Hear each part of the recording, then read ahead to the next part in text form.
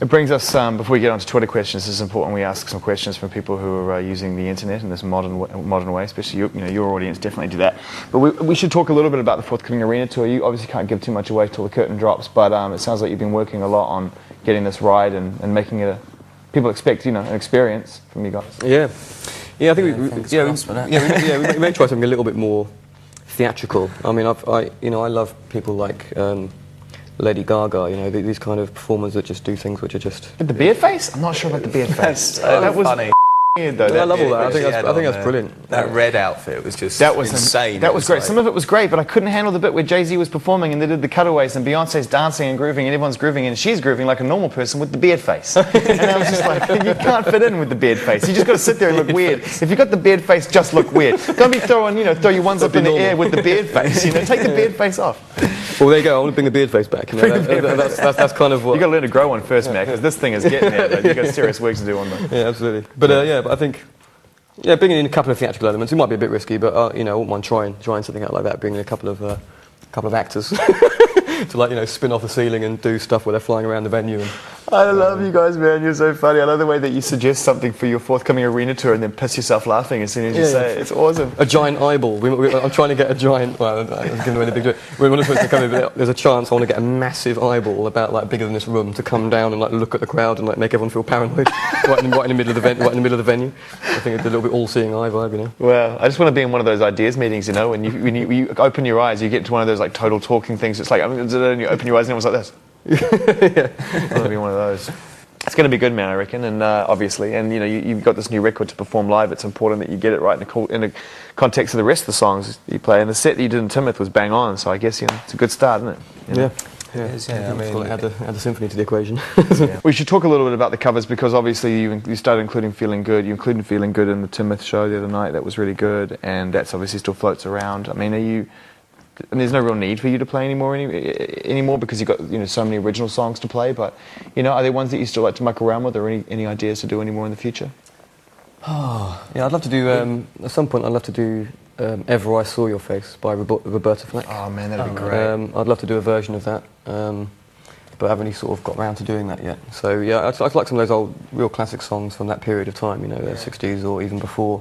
I love classic songwriting by people like Sinatra period and all that. I think that just the craft of songwriting was so much more, more thought out back then than it is these days. So that's why sometimes I like to refer back to that. Like Feeling Good is from that era. You still like to throw in the old Deftones riff in between songs and things like that. That was good the other night too. It was nice. We were all rocking out up on the bleachers during that. Bit of Beck, Where It's At. Yeah. Done with some swagger. Yeah, the old rage riff appears every now and again. You can't resist those rage riffs, that's the problem. I just love it when you guys decide to riff out, and so at the end it's like, we're not done with this one, let's just play for 2 minutes, just riff for fun. Did you ever see the guy who did the Starlight on American Idol? Did you hear about Adam that? Lambert. Was that who it was? Oh, was it Adam Lambert? Was it Adam Lambert did it? I think so, yeah. I saw a YouTube of it, yeah. Yeah, what'd you think?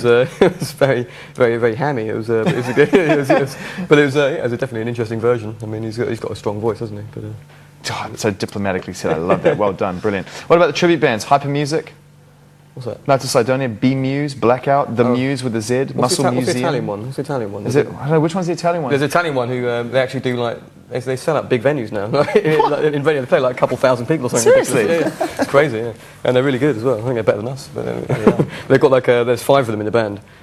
Doing everything, so that's why it's all very... Well, it's good to keep a very close eye and a close ear on whoever's doing the best tributes for you guys, just in case someone out of the core 3 decides to bounce, or maybe Morgan decides to move on, you can always reach out. It's been known to happen. We were talking to Ian Brown about this the other day. He got his guitar player, his drummer from his tribute band, I think. Imagine that. Imagine if you were playing all your favourite artist songs and then... Suddenly you're in it. Yeah. Who's had a go at you guys? Phonics. Phonics had a go, I think, back in the day. Did they? Yeah. Really? Under what premise? They asked us to support them. I think I could take fact we were better than them, I think.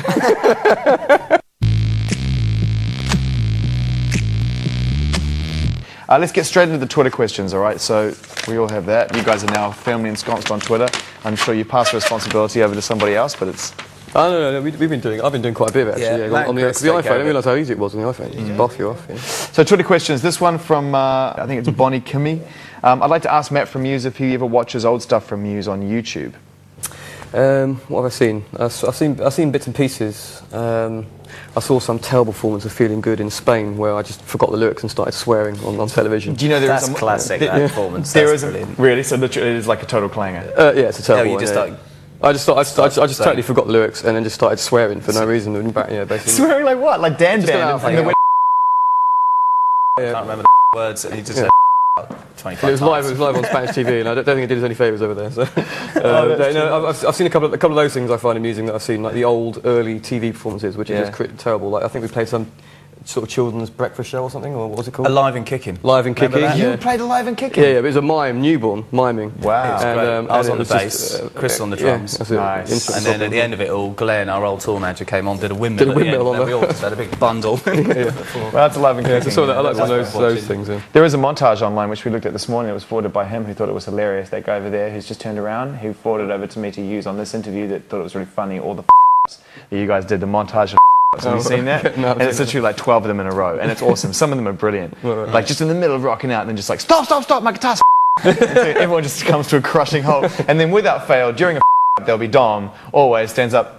Hey everybody, g'day, how's it going? Slight problem going on. And I have to say, I did say to Timid that your in-between song banter is some of the most legendary in-between song banter of all time. There's something incredibly banal and nice about what you say, but it's so friendly. You could almost be literally like at a meeting, you know, like, hey everybody, we've gathered you all here today to discuss the following thing. It's so good in front of 60,000 people. It's kind of, you know, it's not the most comfortable of environments, like trying to speak to 6,000 people, you know? All right, another one from the Twitter. This one from Rachel Ness. Question from Muse.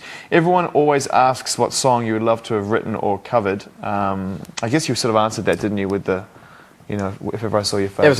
Yeah, but like, there's loads of great songs out there. I like it. I've always loved Blue Valentines by Tom Waits. I think it's just one of the best lyrics I've ever heard. A lot of Tom Waits songs. I think the lyrics are just unbelievable. Who would you, just to finish off the question, who would you like to hear cover your songs? Anyone in particular you'd love to have a crack? I mean, it's difficult because you make music that's so unique to you, isn't it? I mean, it's... Celine Dion, I think would be. Nice. Good shout. Good shout. Unintended. How about a Celine Dion, Shania Twain duet for charity? Again, that'd be That'll perfect. work. This one from Gaz. If Chris didn't relent playing drums for Dom, would Dom have gone on to learn the bass? Maybe. Maybe. Well, he plays it upside down. You're a left-hander. Yeah, but, you know... Do you drum left-handed? Yeah, which is all backwards. Right.